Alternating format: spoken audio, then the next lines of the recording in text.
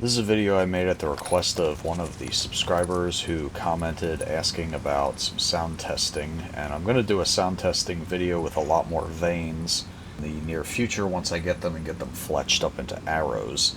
But there was a request to see what an Aerovane sounded like downrange, so I took some video shooting over a camera that was halfway down the range, and then the other one was right next to the target. Actually, it's sitting in front of the target face, and I'm trying to shoot next to it and not hit my camera. So this is what they sound like. This is what your target hears when you're shooting at it.